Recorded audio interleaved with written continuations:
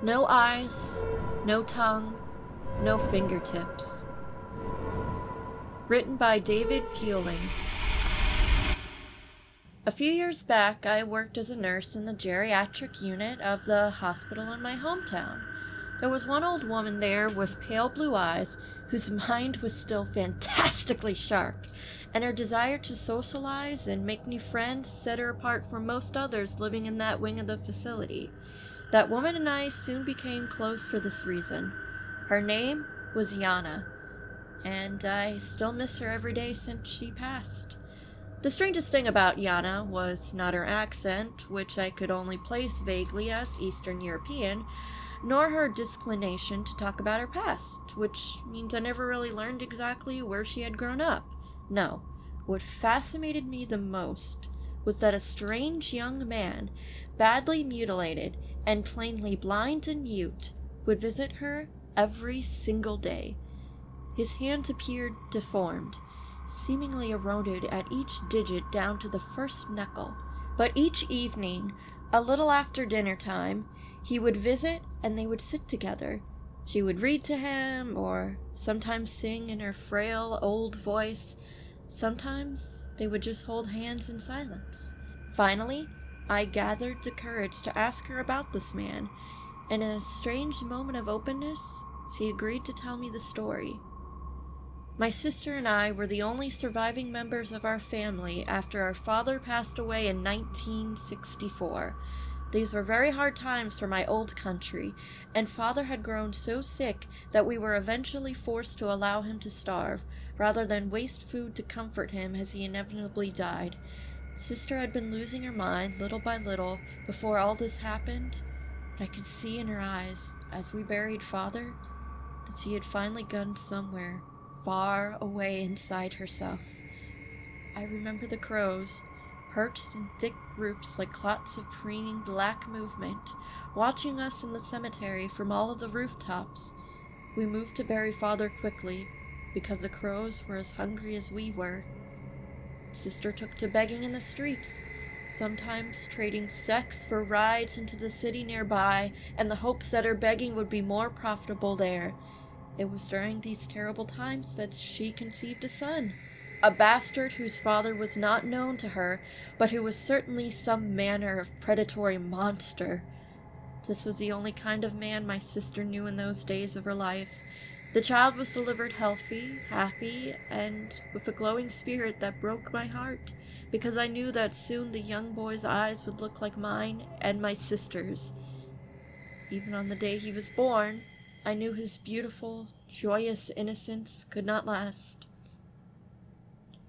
Sister did not care for her son as she should have, as God and goodness alike demanded that a mother should care for her child. She would not change the boy's soiled diapers, leaving this to me instead, and would forget to feed him even when his hungry wailing was ringing shrill and miserable through the whole house. Eventually, she began to take him out begging, using the child as a prop with which to elicit sympathy of strangers. She was most pleased when he looked his worst, and even complained to me once or twice that she could raise no money at all on the days that he looked too healthy. I can never forget her final act of cruelty against Vasily. I named him myself after sister could not be bothered. It was morning, and I had walked outside into our yard to smell the air. The child was lying motionless on the ground there, and seemed quite dead, smeared as he was with his own blood. His little fingers and toes were black with frostbite. Sister had not even bundled him in anything when she laid him down hours ago in the night. The crows, which were as hungry as we were, had plucked his beautiful eyes and tongue from his still living body. I grabbed him up with tears already pouring down my cheeks, thinking that I had claimed a corpse. It was only when he stirred against my breast that I realized he might be saved. I swallowed him as warmly as I could and fed him something before rushing him down to the home of the town's only doctor. I nearly beat down the front door with my fists, and he answered with sleep still in his eyes because it was so early. I paid him with all the heirloom jewelry from Mother that I had been able to hide from Sister over the years. An hour or so later, the doctor told me Vasily would live, but asked that he be allowed to monitor the child for the rest of the day.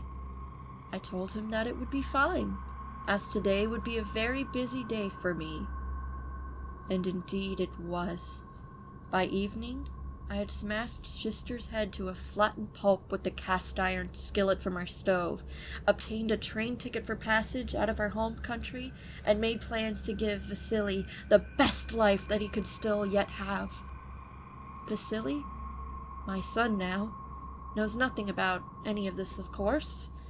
I told him only that he was adopted away from a situation which he was likely not to survive. The mirthful optimism I saw on his face when he was born survives to this day inside his heart.